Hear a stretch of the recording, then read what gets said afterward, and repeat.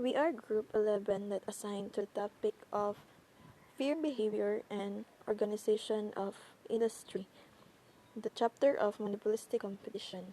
Before we tackle monopolistic competition, we must know about what is market structure. Market structure refers to the way that various industries are classified and differentiated in accordance with their degree of nature of competition for product and services. Also, it consists of four types.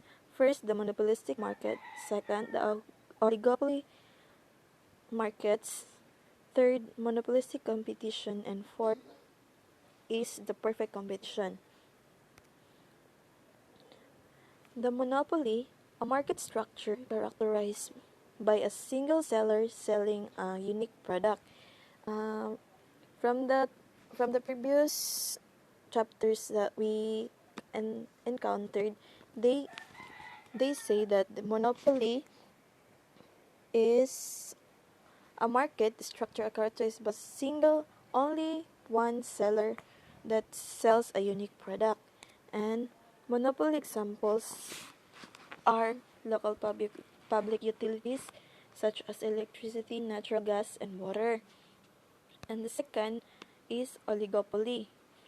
Oligopoly, one of type of imperfect competitive markets with only few sellers, each offering a product that is similar or identical to the products offered by other sellers in the market.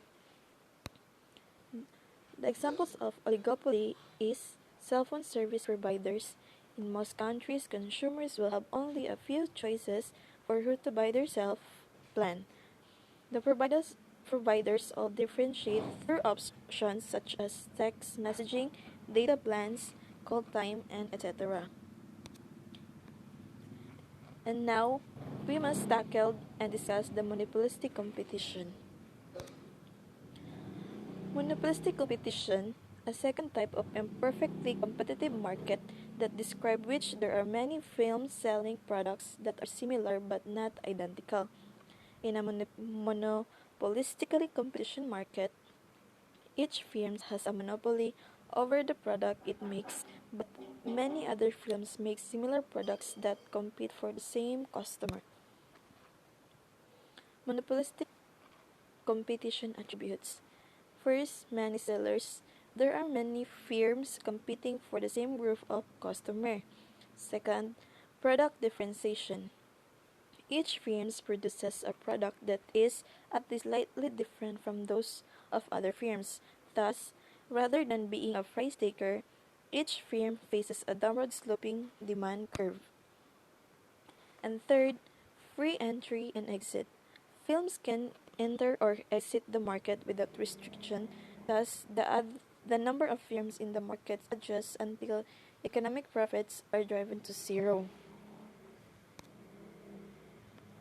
These are the examples of monopolistic competition: restaurant, a hair salons, household items, and clothing. The moment she reveals a long list of markets with their attribute books, computers, computer games, restaurants, piano lessons, cookies, and clothing, and so on. Monopolistic competition oligopoly,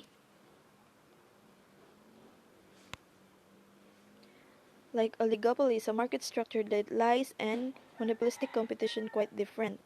Oligopoly departs from the perfect competition ideal of chapter 14 because there are only few sellers in the market. And next, the concentration ratios. Concentration ratios attempts to measure market concentration since a few films isn't precisely defined. In reality, that may range from 2 or 10 or more. Perfect competition. A perfect competition market structure in which all companies sell identical products and any company cannot determine. Example of perfect competition is commodities such as natural gas, oil, or coal, agricultural products such as grains, produce, and livestock.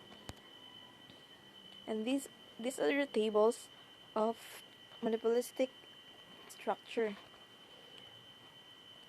The first one is the one film monopoly. And the example is the Potter and cable. These are the number of film, the one firm, few firms, differentiated products, and identical products, and many films.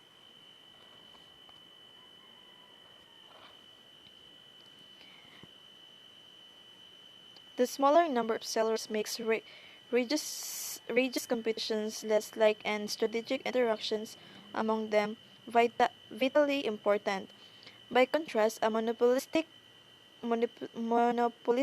competitive market has many sellers, each of which is small compared to the market. It departs from the perfect competitive ideal because each of the sellers offers a somehow different product. The four types of market structure economists who studies industrial organization divide markets into four: monopoly, oligopoly, monopolistic competition, and perfect competition.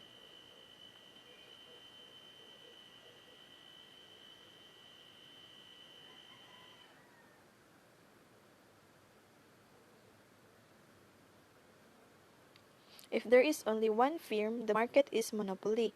If there are only a few firms, the market is oligopoly. If there are many films, we have to ask another question. Do the films sell identical or differentiated products?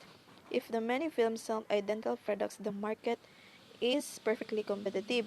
But if the many films sell differentiated products, the market monopolistically competitive. Because reality is never a clear cut as theory, at times you may find it hard to decide that structure best describe a market.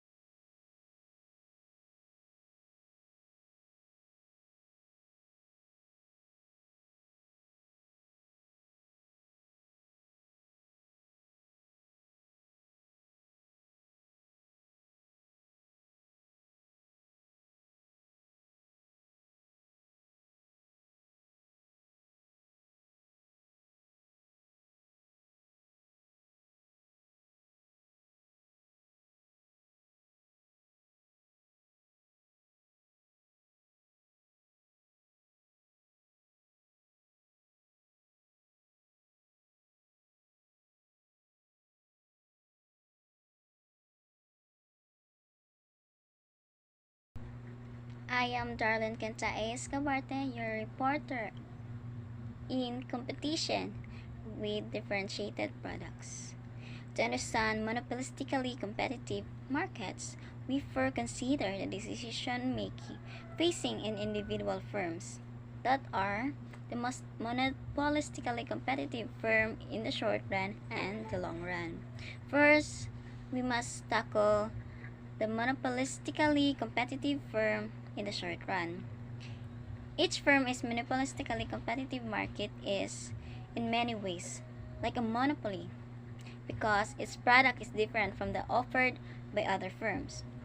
It faces downward sloping demand curve. By contrast, a perfectly competitive firm faces horizontal demand curve at the market price. Thus, the monopolistically competitive firm follows a monopolist's rule for profit maximization. It chooses to produce a quantity at which marginal revenue equals marginal cost, and then uses its demand curve to find the price at which it sells that quantity. In figure 2 shows the cost, demand, and marginal cost, marginal revenue curves for two typical firms, each in the different monopolistically competitive industry. In both panels of the figure, the profit maximizing quantity is found at the intersection of the marginal revenues and marginal cost curve. Those two panels shows different outcomes rather for the firm's profit. In panel A, price exceed average total cost, so the firm makes a profit. In panel B, price is below average total cost. In this case, the firm is unable to make positive profit. So, the best it can do is to maximize its losses. Monopolistic competitors, like monopolists, maximize profit by producing the quantity at which marginal revenue equals marginal cost. The firm in panel A makes a profit because at this quantity, price is greater than average total cost. The firm in panel B makes losses because at this quantity, price is less than average total cost. And this should seem familiar. A monopolistically competitive firm chooses its quantity and price as a monopoly does. In the short run, these two types of market structure are similar. In the long run equilibrium, the situations depicted in Figure 2 do not last long. When firms are making profits, as in panel A, new firms had an incentive to enter the market. This entry increases the number of products from which customers can choose and therefore reduces the demand faced by each firm already in the market. In other words, profit encourages entry and entry shifts the demand curve faced by incumbent firms at the left. As the demand for incumbent firms' product falls, this firm experiences declining profit. Conversely, when firms are making losses, in the panel B, firms or market have incentives to exit. As firms exit, customers have fewer products from which to choose. This decreases of numbers of firms expand the demand faces by those firms that stay in the market. In other words, losses encourage exit and exit shift the demand curves of the remaining firms to the right. As the demand for the remaining firms produces rises, these firms experience rising profits, that is, declining losses. This profit of entry and exit continue until the firms in the market are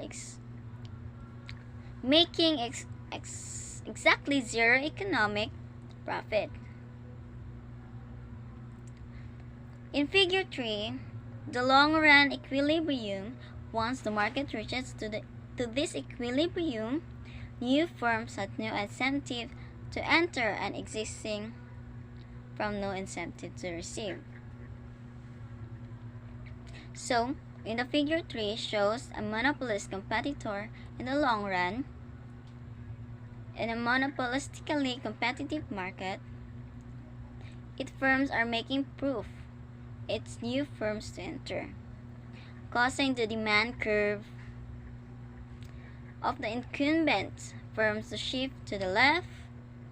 Similarly, its firms in the market exit, causing the demand curves of the remaining firms shift to the right.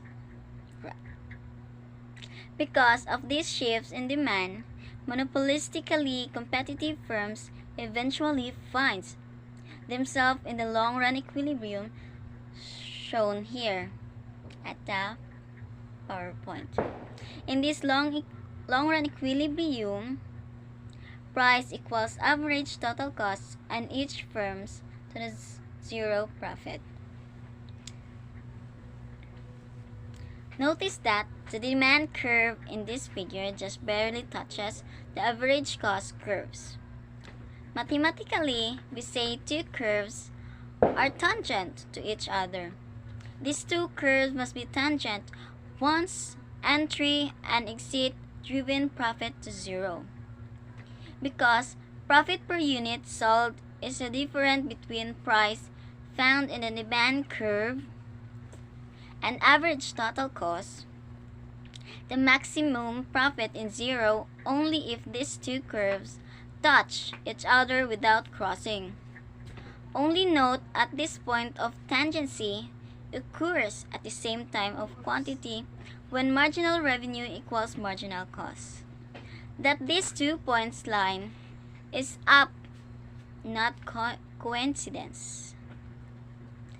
It is required because this particular quantity maximizes profit and maximum profit is exactly zero in the long run.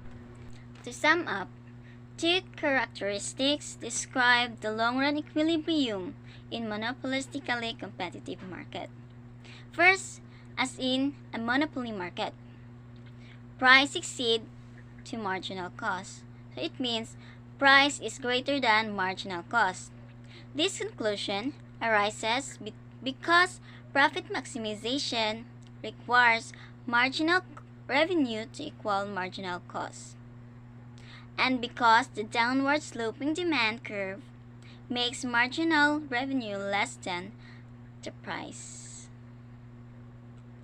The second characteristics is as in a competitive market, price equals average total cost. This conclusion arises because free entry and exit economic profit to zero. The second characteristics shows how the monopolistic competition differs from a monopoly. Because a monopoly is a solo seller of a product without close substitutes, it can earn positive economic profit even in the long run. By contrast, because there is a free entry into a monopolistically competitive market, the economic profit of a firm in this type of market is driven to zero. And that would be the end of my discussion. Good morning everyone, I am Joyce and Portals and I'm going to report the monopolistic versus perfect competition under chapter 16, which is a monopolistic competition. So, excess capacity refers to a situation where a firm is producing at a lower scale of output than it has been designed for. So kani sila excess capacity and markup it's all about comparison. So ang perfect competition ani nga under sa excess capacity is daghan silang firm nga kontra, which is parehas sila og baligya, parehas silang product. And then so kailangan sila mag-mass produce para mo'y basihan nga kung daghan sila babaligya. While ang monopolistic under sa excess capacity is sila mo'y makabuot sa ilaang price, and ang ilaang product is no identical products. And nagyapon sila kita kay sila may magbuot sa ilaang price nga ihatag sa mga buyers. And wala sila mga kontra nga firms unlike sa perfect competition. Markup: the amount added to the cost price of goods to cover overhead and profit. So ang markup is under siya sa monopolistic competition, which is higher iya ang price and lower ang iyang marginal cost. Like magasto nila when magdugang sila produce og products, while ang perfect competition diri nga aning sa markup is same sila og price, same pud sila og marginal cost. Kay mag-base man sila sa market price. Otherwise, kung di sila mag-base ato is wala sila buyers kay naaman sila kontra nga mga firms nga same sa ilang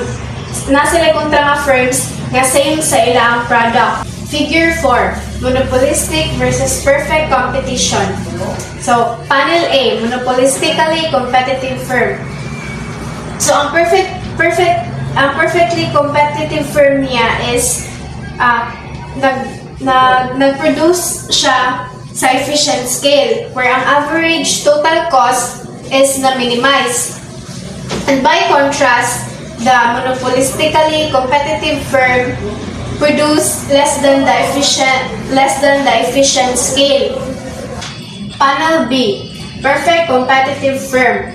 So, price is equal to marginal cost under perfect competition. Price is above, so the price is above the marginal cost under monopolistic competition. Monopolistic competition and the welfare of society. Another source of inefficiency under monopolistic competition is that the number of firms in the market may not be ideal. That is, there may be too much or too little entry. Whenever a new firm considers entering the market with a new product, its entry would also have the following two effects are external to the firm.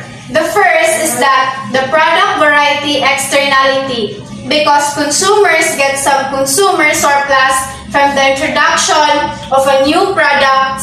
The entry of a new firm conveys a positive externality on consumers.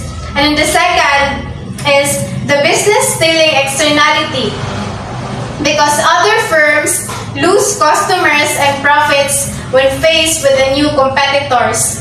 The entry of a new firm imposes a negative externality on existing firms. So, in the end, we can conclude that only the monopolistically competitive markets do not have all the desirable welfare properties of perfectly competitive markets. It is an invisible hand does not ensure that total surplus is maximized under the monopolistic competition. Yet, the inefficient are subtle, and it is hard to measure, and also it is hard to fix, and there is no easy way for public policy to improve the market outcome.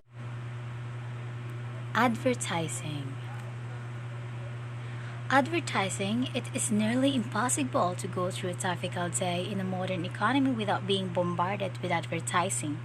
Whether you are surfing the internet, posting on Facebook, reading a magazine, watching television, or driving down the highway, some firms will try to convince you to buy its product. Such behavior is a natural features of monopolistic competition, as well as some oligopolistic industries. When firms sell differentiated products and charge prices above marginal costs, each firm has an incentive to advertise to attract more buyers to its particular product. The more of advertising varies substantially across products, firms that sell highly differentiated consumer goods such as over-the-counter drugs, perfumes, soft drinks, razor blades, breakfast cereals, and dog food typically spend between 10 and 20% of their revenue on advertising.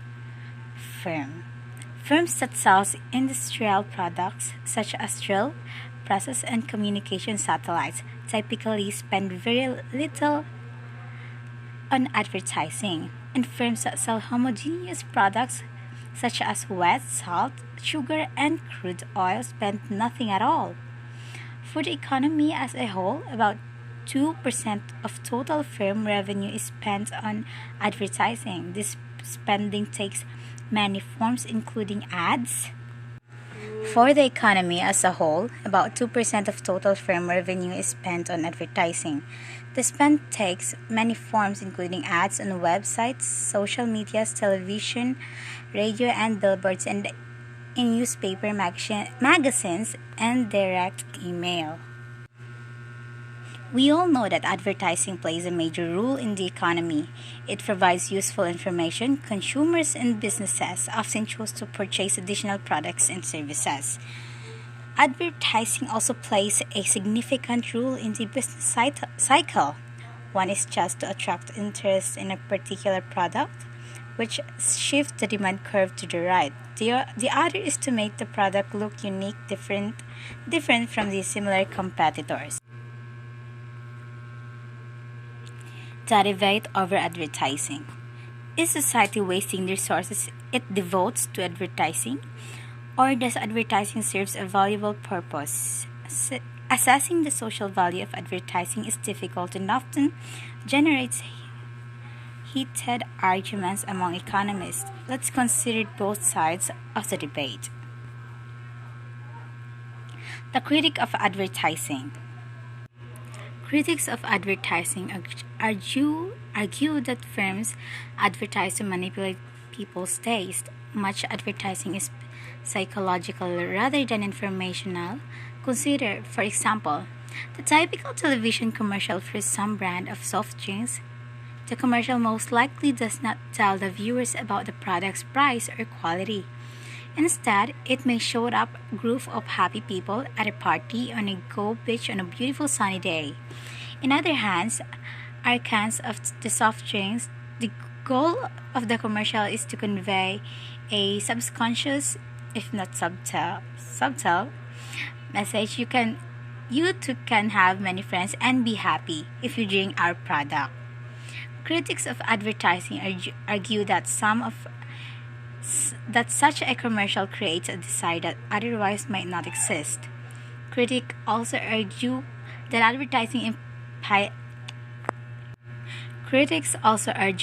advertising impedes competition. Advertising often tries to convince consumers that products are more different than they truly are. By increasing the perception of product differentiation and fostering brand loyalty, advertising makes buyers less concerned with price difference among similar goods, thereby making the demand for a particular brand less elastic.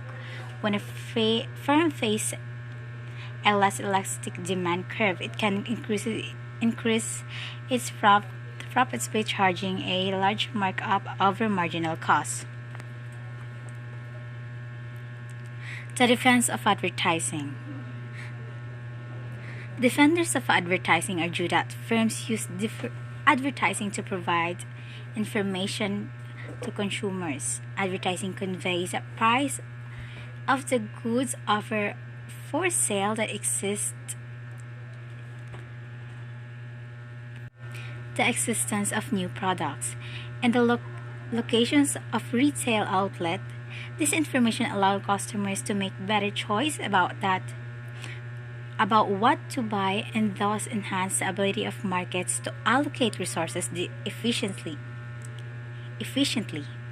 Defenders also argue that advertising fosters competition because advertising allows customers to be more fully informed about other firms in the market. Customers can more easily take advantage of price differences. Thus, each firm has less market power. In addition, advertising allows new firms to enter more easily because it gives entrance means to attract customers from existing firms. Other time, policymakers have come to accept the view that advertising can make markets more competitive. Advertising as a signal of quality. Many types of advertising contains little apparent information about the product being advertised. Consider a firm introducing a new breakfast cereal. The firm might saturate the airwaves with advertisements showing some actor eating cereal and exclaiming how wonderful it tastes. How much information does the advertisement really provide? The answer is more than you might think. Defenders of advertising argue that even advertising that appears to contain little hard information may, in fact, tell consumers something about product quality. The willingness of the firms to spend a large amount of money on advertising can itself be a signal of consumer about the quality of product being offered. Consider the problem facing two firms, General Mills and Kellogg. Each company has just came up with a recipe for a new cereal, which it would sell for $3 a box. To keep things simple, let's assume that the marginal cost of making cereal is zero, so that the $3 is all profit. Each company knows that if it spends $10 million on advertising, it will get 1 million customers to try its new cereal. And each company knows that if consumers like the cereals, they will buy it not once but many times. First, consider General Mills' decision based on market research. Brand name. In many markets, there are two types of firms. First, firms sell products with widely recognized brand names. Second, firms sell generic substitutes. For example, in a typical grocery store, you can find Pepsi next to less familiar colas.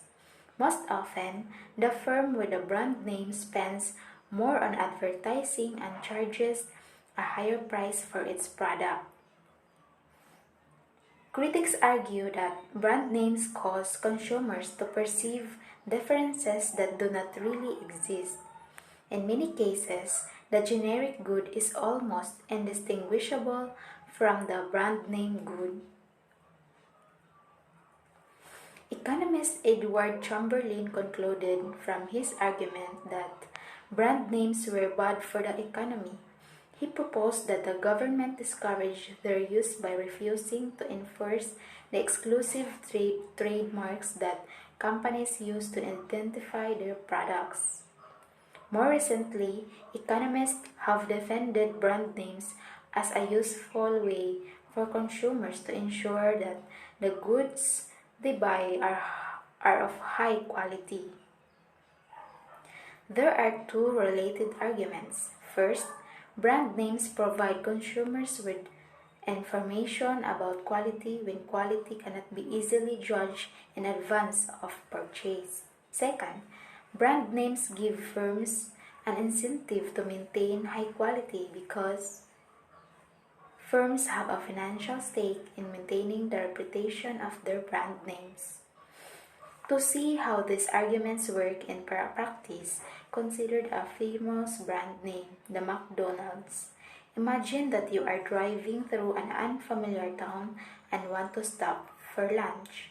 You see a McDonald's and a local restaurant next to it. Which do you choose? The local restaurant may offer better food at lower prices, but you have no way of knowing that. By contrast, McDonald's offers a consistent product across many cities. Its brand name is useful to you as a way of judging the quality of what you are about to buy. The McDonald's brand name also ensures that the company has an incentive to maintain quality. The debate over brand names thus centers on the question of whether consumers are rational in preferring brand names to generic substitutes. Critics argue that brand names are the result of an irrational consumer response to advertising. Defenders argue that consumers have good reason to pay more for brand name products because they can be more confident in the quality of these products. Thank you.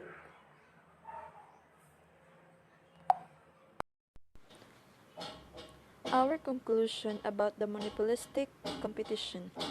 It is a hybrid of monopoly and competition. Like a monopoly, each monopolistic competitor faces a downward sloping demand curve and as a result, charges a price above marginal cost.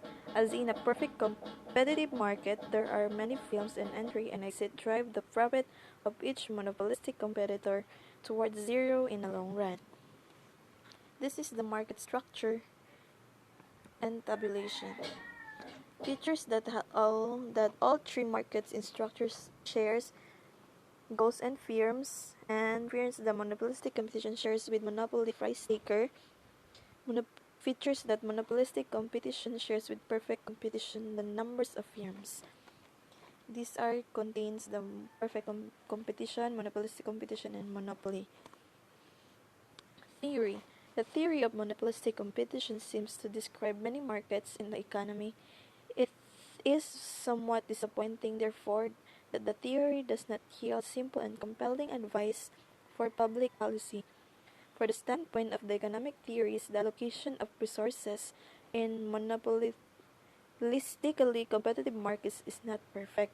Yet, from the standpoint of a practical policy maker, there may be little that can be done to prove it. Companies in a monopolistic competition make economic profits in the long run, but in the long run they make zero economic profit. The latter is also a result of freedom of entry and exit of the industry.